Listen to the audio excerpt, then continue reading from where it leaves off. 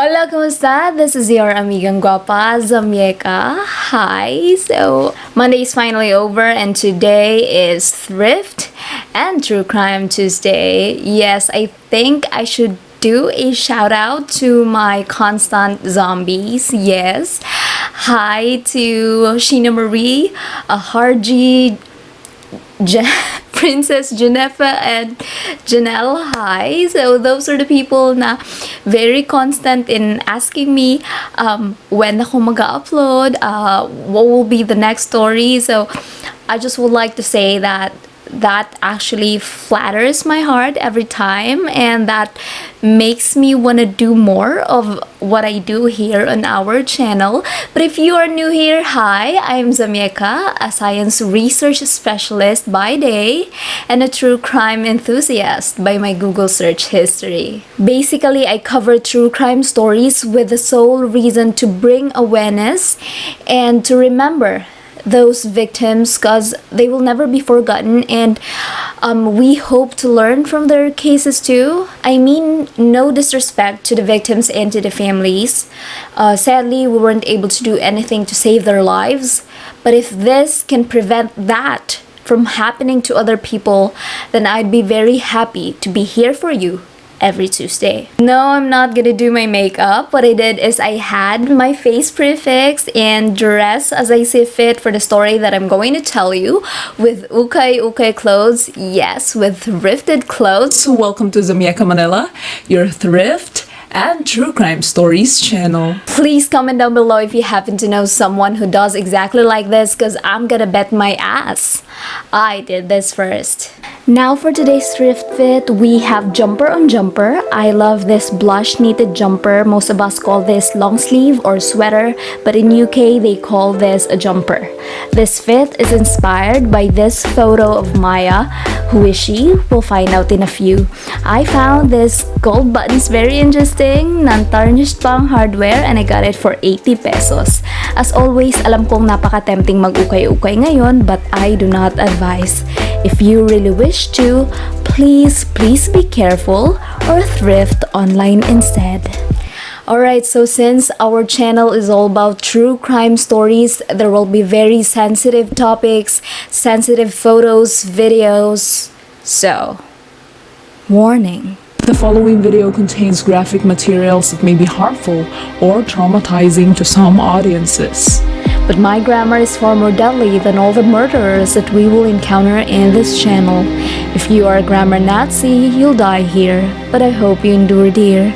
Viewers' discretion is advised. I know I said that today we will have the People v. Lloyd Bagtong. That was a case na kinain ng lalaki yung kausap niyang Inglesera. Yes, a lot of you were very interested in that case. However, I figured that we should prioritize this case because this is an ongoing missing person case. Yes. So today from Manila, this case will take us to Chula Vista, San Diego, California.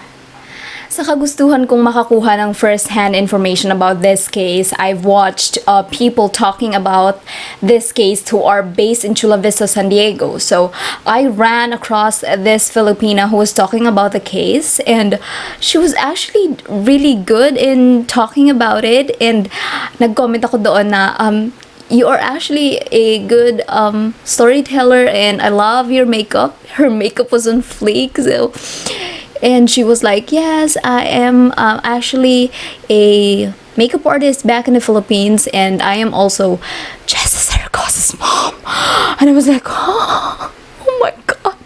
No wonder, kasi maganda talaga siya. And the way she speaks, like, yeah, it was already 2 in the morning and nawala talaga yung anto ko because I really love Jessa Zaragoza and her daughter Jada. So, hi Miss Eileen.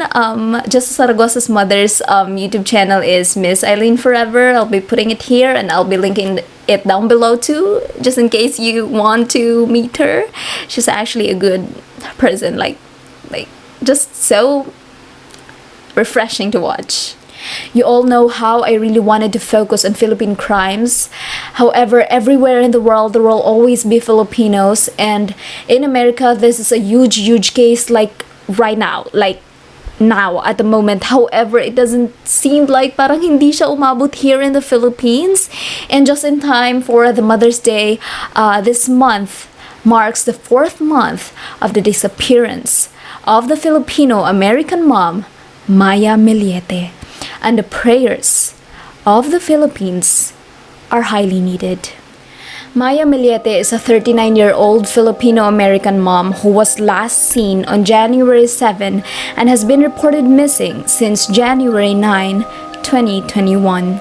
Maya Talabanza Millete is originally born here in the Philippines, and 6 silang magkakapatid. The eldest is Maricris, and when she was 12, they moved from the Philippines to Virginia and then Honolulu, Hawaii. And like a typical Filipino family, they are close-knit. They are a close family.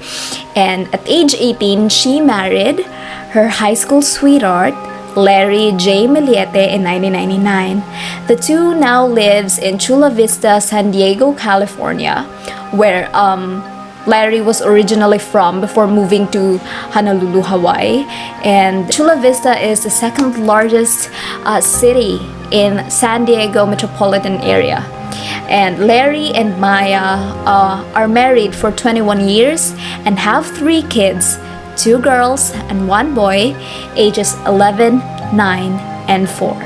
Larry was in the Navy for 4 years. However, according to the articles that I've read recently, he is now staying at home and watching the kids, while Maya in early 2020 worked as a civilian contract specialist for the Navy Southwest Regional Maintenance Center. In June 2020, she was later transferred to the Naval Information Warfare Center. So she also worked there as a contract specialist. And the family live a very comfortable life. They have a huge home in Chula Vista with nice neighborhood. They also own a number of family cars. Yes, not just one, but plenty of them. And Maya is a proud new owner of a Jeep Wrangler. She was very excited about it, that she even joined Jeep Owners Association or groups in Facebook. She was very happy owning it. And Maya is actually named after a Philippine hummingbird, which is Maya. Yes, and the name implies that she likes to play guitars, to sing, that she also often posts her videos in her Facebook, and she even have a tattoo. I don't know if the tattoo is yung nasa wrist niya is the Philippine hummingbird, or kasi sa shoulders niya is the musical notes. So I don't know if sa shoulder ba yung may Philippine hummingbird or sa wrist. She's quite an adventurous person. She is a woman who loves to ride her motorcycle. She is an outdoorsy type, and friends describes Maya as a lively person, the type na if you are in a bad mood, she will put you in a good mood. Yes, and she also loves her kids. Like, she likes to be a mother above all things. She likes to be a mother. In 2020, Larry and Maya's marriage wasn't really working at all. Like, they argue a lot, they fight a lot. That is how Maricris have described the marriage.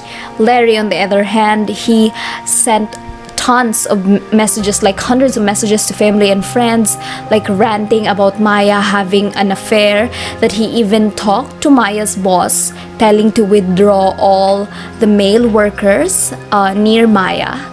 Yes, and all of these without a solid proof that Maya is having an affair. That also in June 28, 2020, he sent text messages to family and friends. This Bible verse, Proverbs chapter 5, verses 3 to 13, which includes phrases that says, "The lips of the adulterous woman drips honey, and her feet go down to death. Her steps lead straight to the grave." Also on September 16, 2020, he sent some people a photo of them together surrounded with candles, and also parang may mga dugo. It looks like a blood altar. I don't know that what witchcraft it is, but Larry, you're so creepy. And yeah, someone also have told the authorities that around December 2020 there was a function and Larry was discussing to friends about Maya having an affair, that he wanted to kill Maya and her boyfriend, that if he is going to do it, he gotta study it thoroughly, and also he offered $20,000, which is almost equivalent to 1 million pesos, if I'm not mistaken, to have someone kill Maya and her boyfriend. Maya, on the other hand, although Larry have asked the pastor to talk to Maya because she really was leaning towards divorce, so Larry used the religion to keep Maya in the marriage. Also, Larry would read Maya the Bible, but Maya, it isn't really working with her. It's not that she is not religious at all. She's fixated. She's going to leave the marriage, she's going to divorce Larry, and just finally leave Larry. Maya was last seen by her family on January 3 because according to Marie Chris, on January 3, they went to a family trip. They went to visit Glammy Sand Dunes in California still. The whole family was there and Maya was very excited to bring the Jeep on the trip, and it was basically a huge family trip kasi yung mga kapatid ni Maya also have kids, and yeah, they went together and they were enjoying. However, although they are having fun, the family have noticed Larry and Maya arguing all throughout the trip. Although hindi sila nag-aaway in front of them, they would go to some corner and then argue, and then after that hindi sila nagpapansinan. So the family felt the tension between Larry and Maya, and they were like, oh, they're having marital problems. Marie Chris, the sister, thinks that the fight was about the Jeep. Larry wants to drive the Jeep and explore the dunes. They don't want to ride together.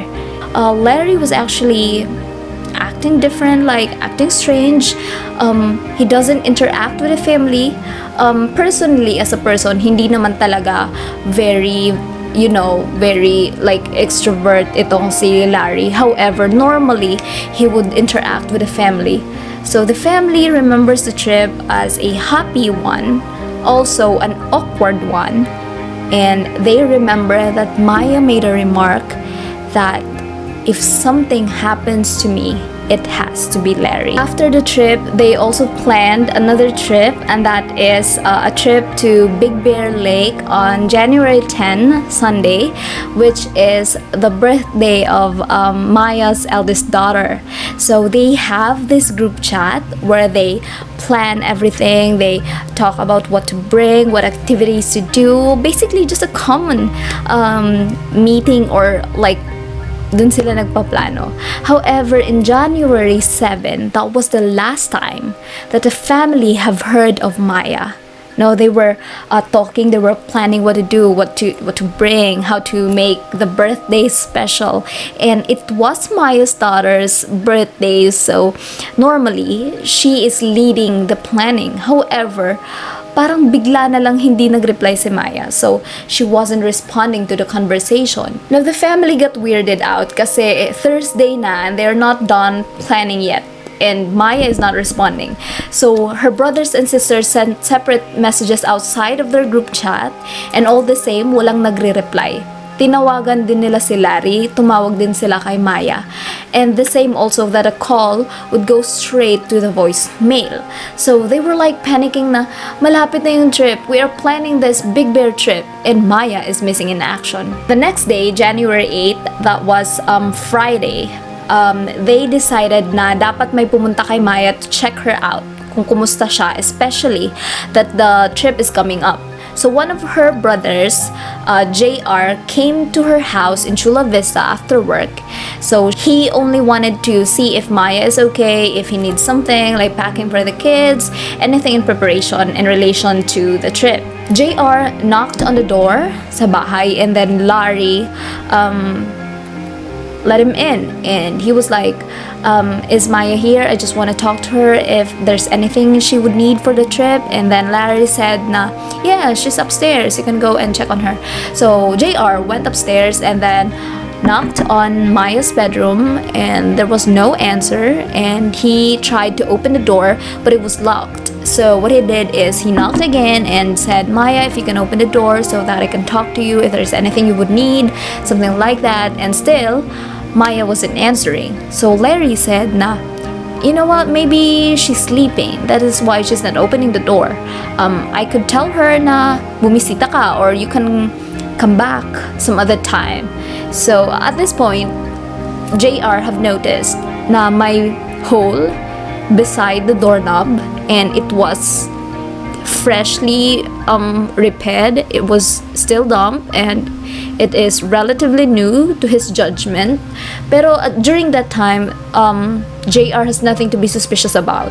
So he agreed to Larry, and yeah, he agreed to si Larry nilang magsasabi kay Maya that he came by to check on her, and then he left the house.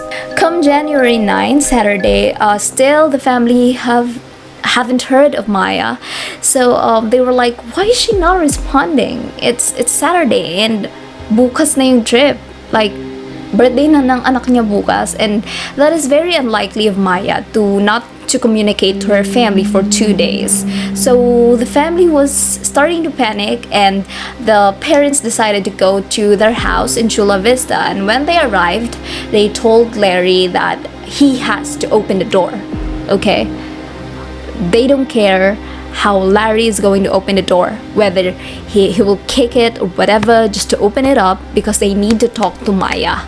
So Larry said na, just a second, I'm going to look for the spare key for the room, and he did found it, and he opened the door, and when the door was open, there was no Maya inside. The room had no signs of anyone who was sleeping there. Parang walang natulog doon. Also, walang suitcase that was prepared for the trip tomorrow. So that is kind of weird to the family, that walang preparations for the birthday tomorrow. And they were like, the family panicked. Like, where is she? Why is she not here?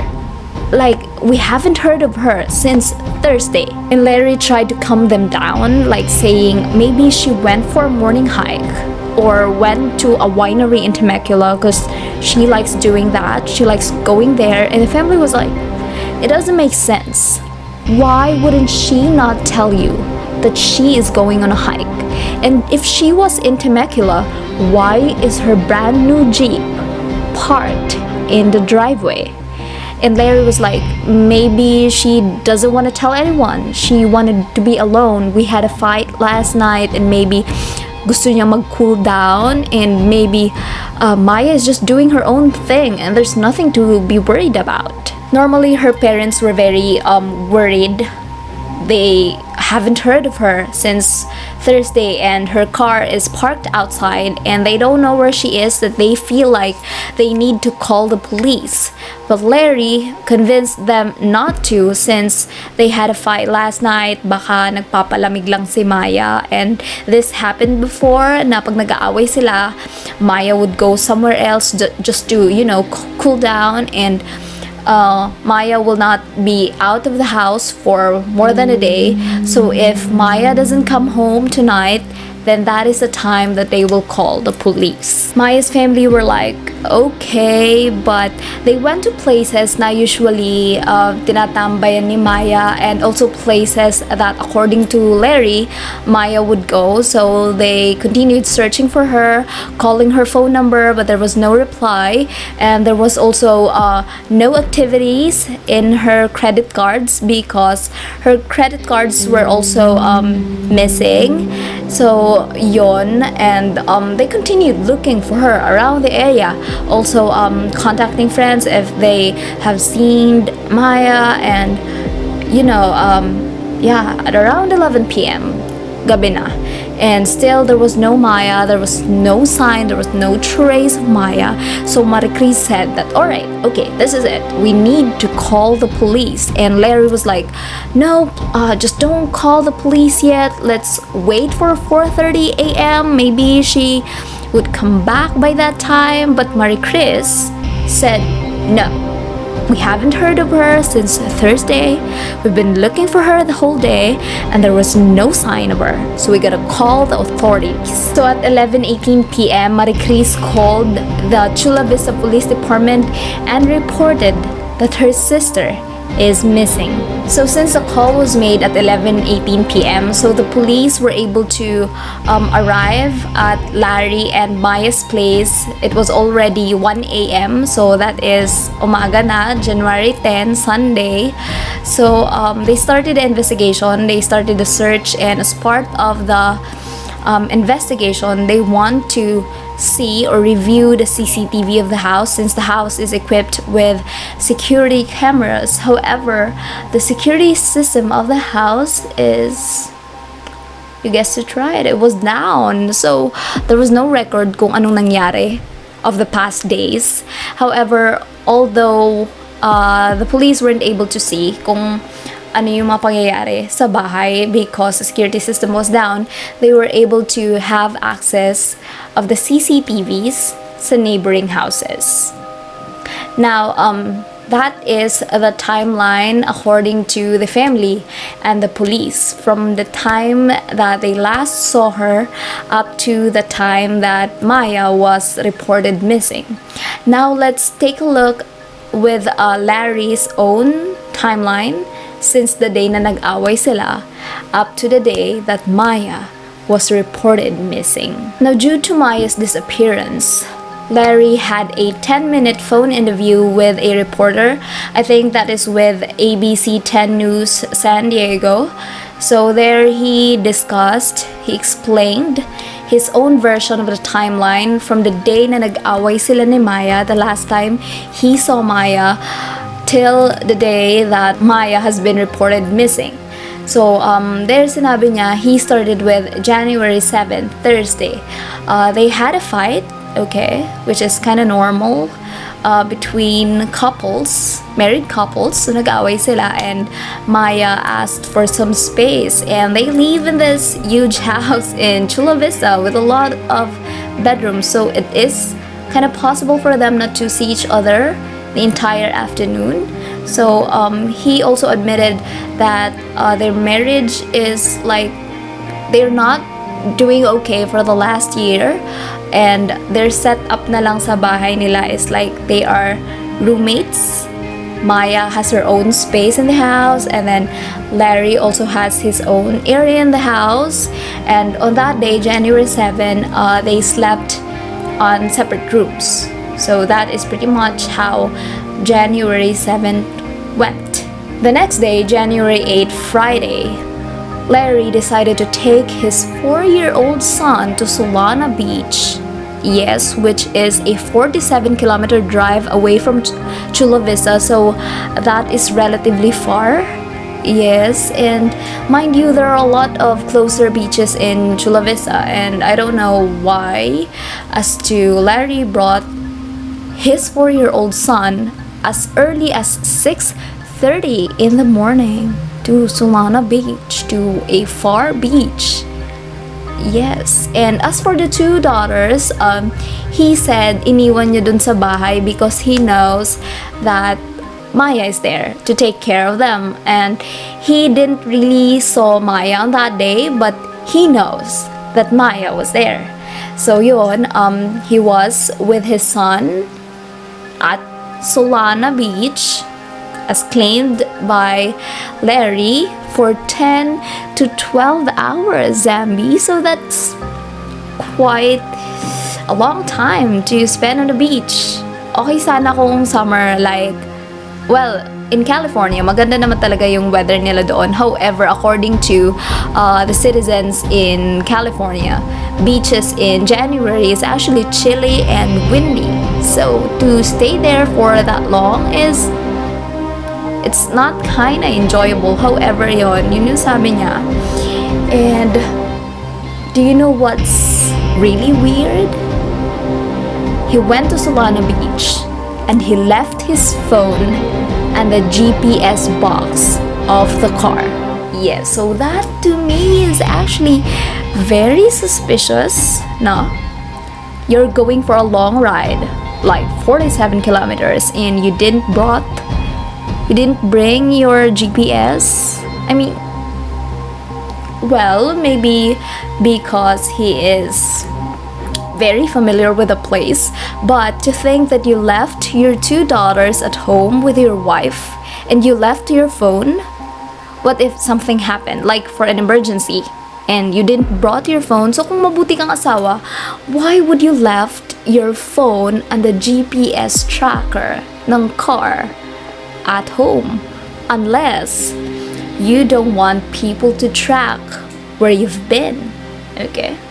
So these are just speculations, you know. So that is also the same opinions that the public has. So whatever I input as an opinion, that should be taken as an opinion and not as fact for this case. Okay, so opinion ko lang yon. It's just so weird. Why would he do that?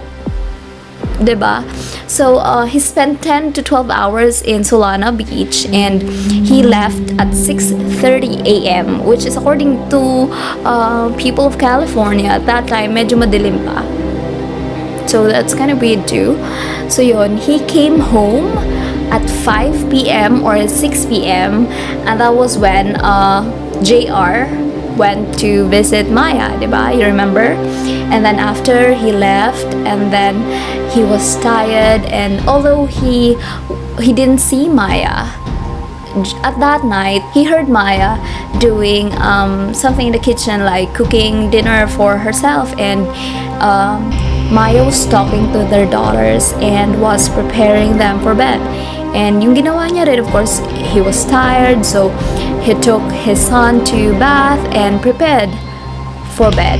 So, yun, hindi sila nagkita on that day again, and he was so tired, so he was just, okay, I'm gonna sleep. So, yun, and then the next day, nga, January 9, that was when the parents of Maya came over and to see her, and then they found out na Maya wasn't there. January 10, Sunday, that is according to Larry, when he started to panic kasi it was their daughter's birthday and Maya didn't show up. Like, there was no Maya on her daughter's birthday, which is very unlikely of her kasi never nag-miss si Maya ng birthday ng anak niya. And according to Larry, even if she can't be there physically, he knows na Maya would call, but she didn't.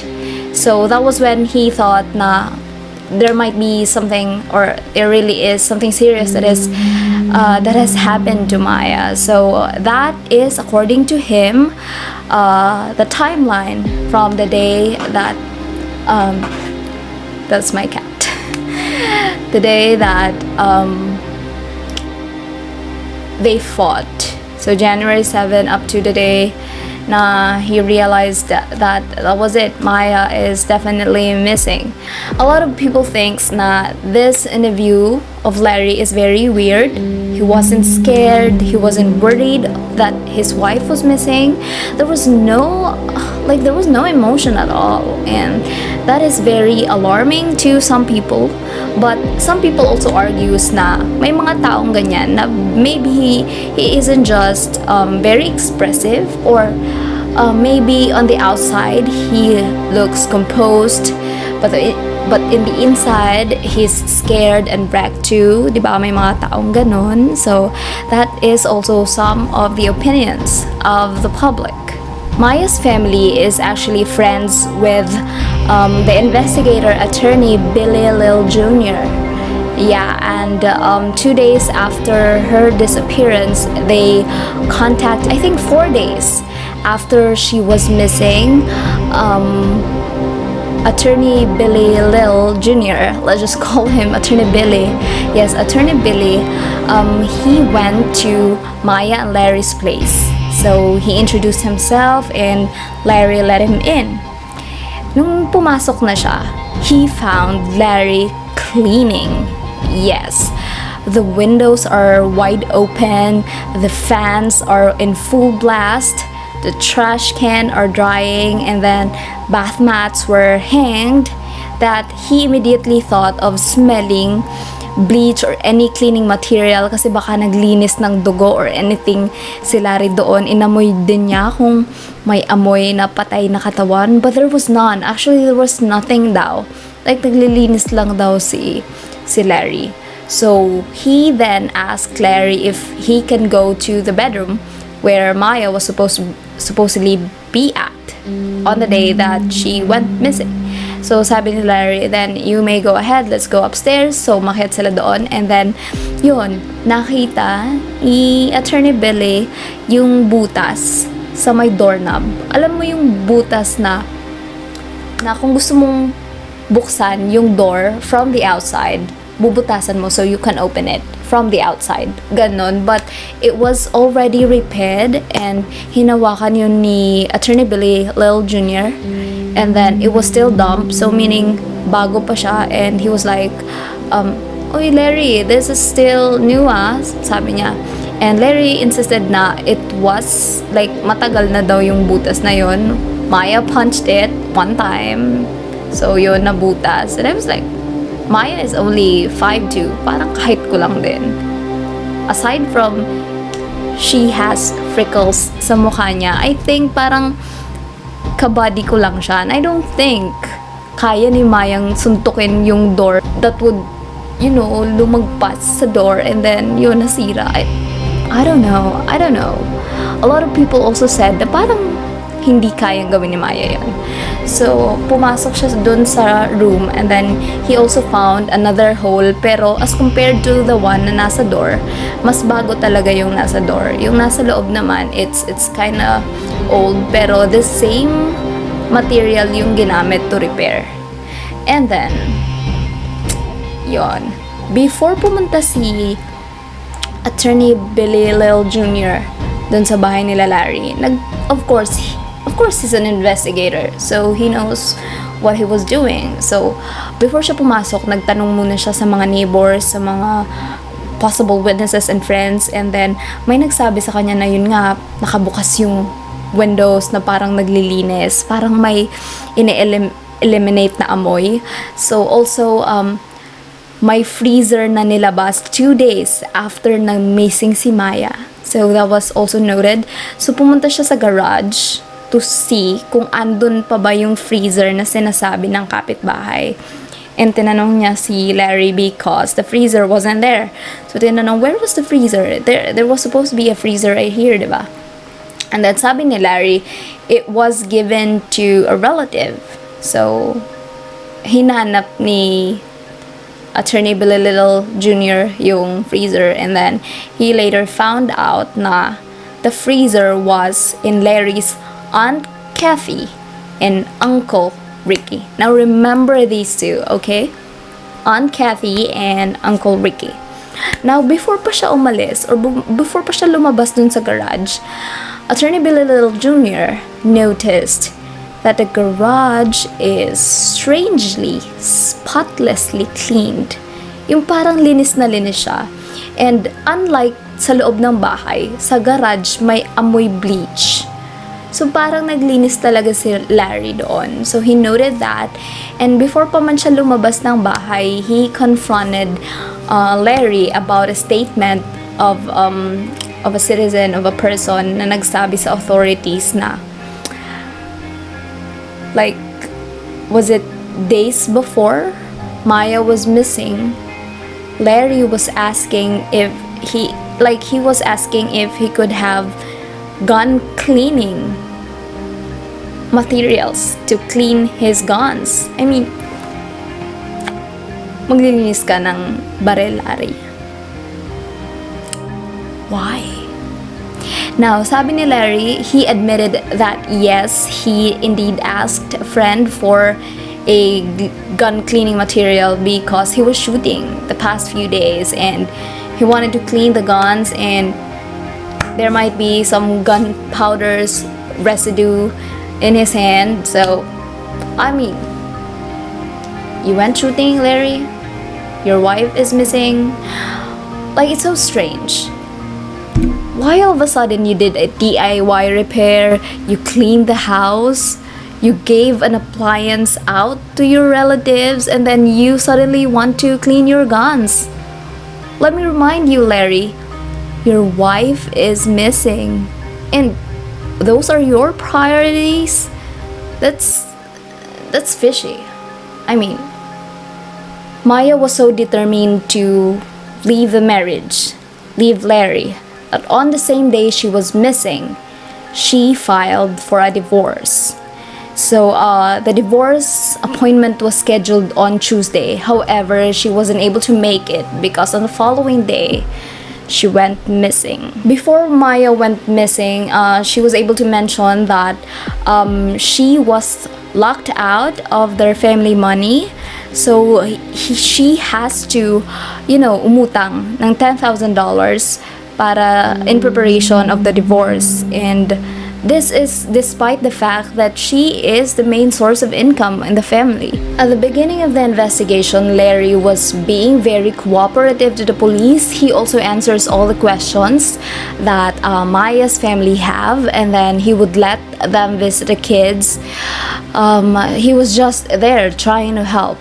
But eventually, he started to distance himself. He stopped to cooperate with the police. He also stopped speaking with Maya's family. And he got himself a lawyer. Although I feel like that is kind of wise thing to do at that point. Yes, so that was okay that he got a lawyer. However, getting a lawyer actually made him look, guilty. Yes, and what's more weird is that after he stopped cooperating with the police, he went to Maya's Facebook and deleted posts and then unfriended some friends. I just don't understand. Why would he do that? Like, your wife is missing and that is your priority to go on her Facebook and delete some photos, delete some friends? I mean, explain yourself, Larry. In an interview, Maricris, the sister, and husband Richard was actually asked what are their feelings about Larry distancing himself from the case. And according to the two, actually hindi naman talaga nila iniisip na Larry is actually part of or one of the reason why Maya is missing.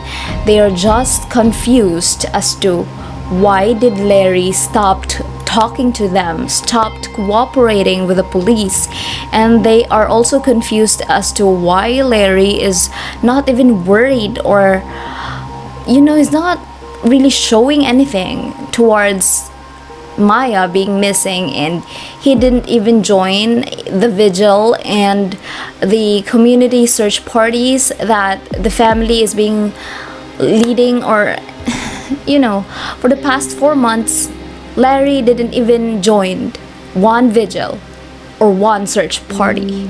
Now, in Larry's defense, he said that the reason why kaya hindi siya nag-join sa mga community search parties or vigil for Maya is that since Maya has been missing, he knows that he will not be able to take it if something will happen to his kids. So that is something very understandable. However, according to Maricris, her husband, actually they offered to babysit the kids. If if you wanna join the search parties, we can watch the kids so that you can join and not let any stone unturned until we see Maya.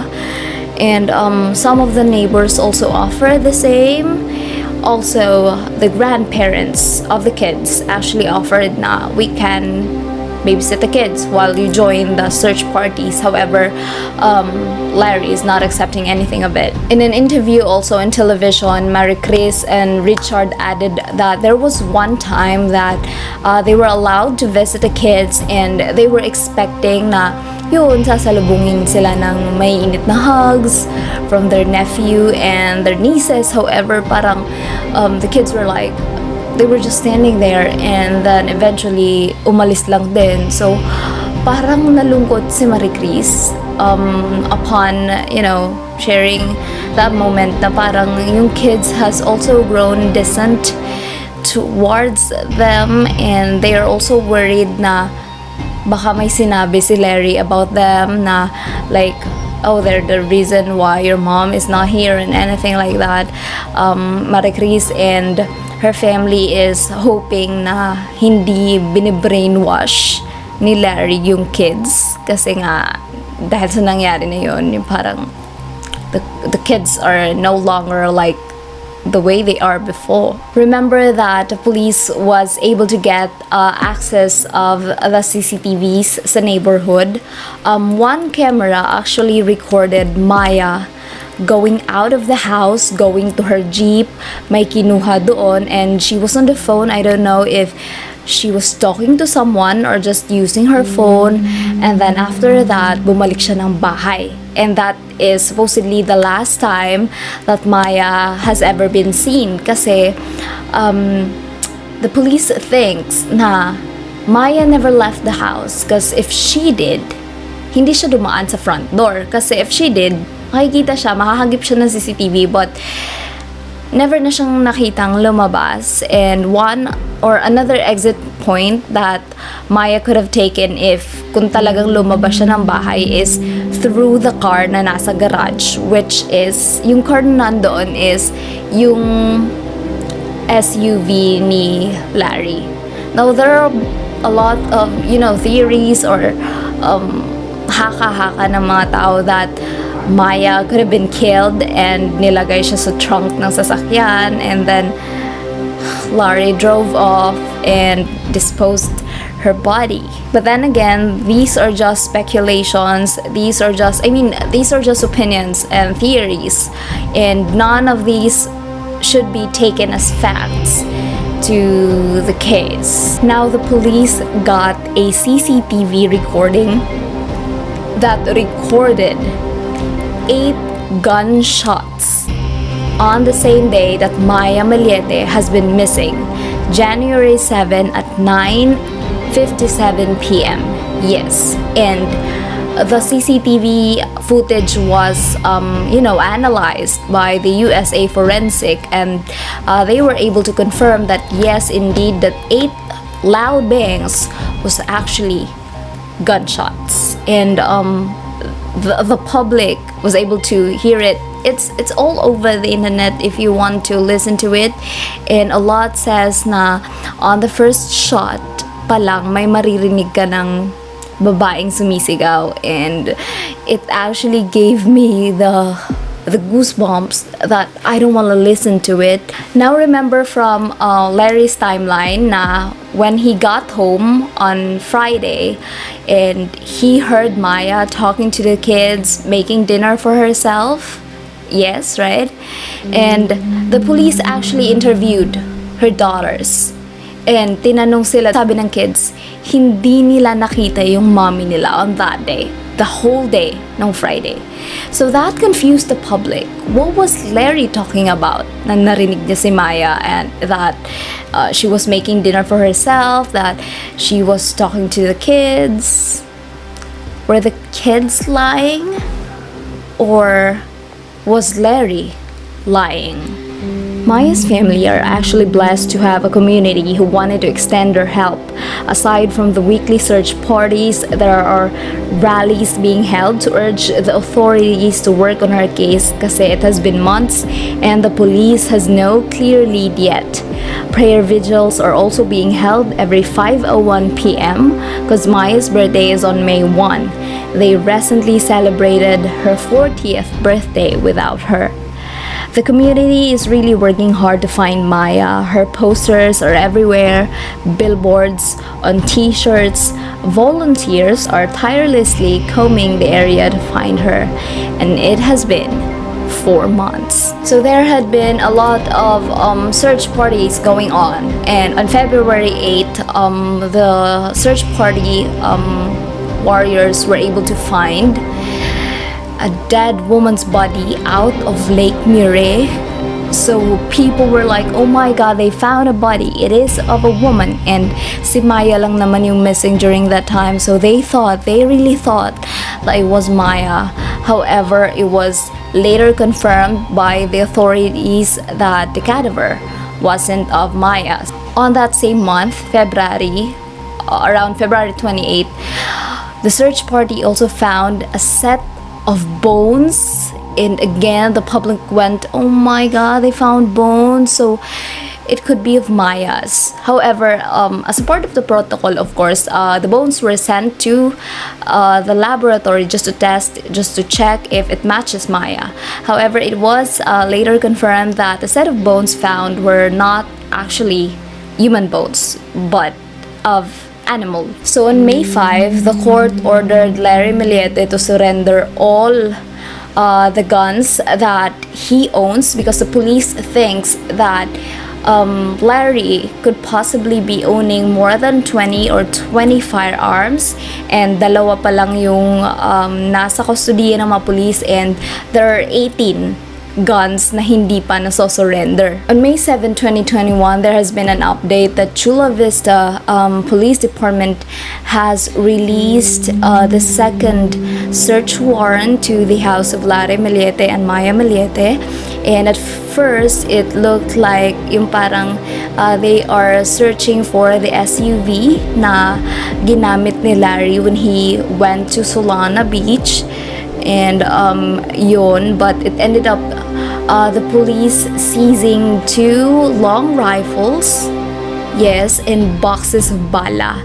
So apparently they were looking for guns to sa bahay ni Larry. When the first search warrant was released, that was way back in January 23. So as you see, Maya went missing on January 7, tapos January 23 pa nung sinearch yung bahay. So there's this good amount of time for any evidence to be, you know, cleaned up or anything. But yun nga, January 23 nung first na hinalughog yung bahay and inimbestagahan yung bahay, and the police were able to get 1 illegal assault rifle from Larry and 2 Glock handguns that were legally registered to Larry. With this, may inihain na gun violation restraining order.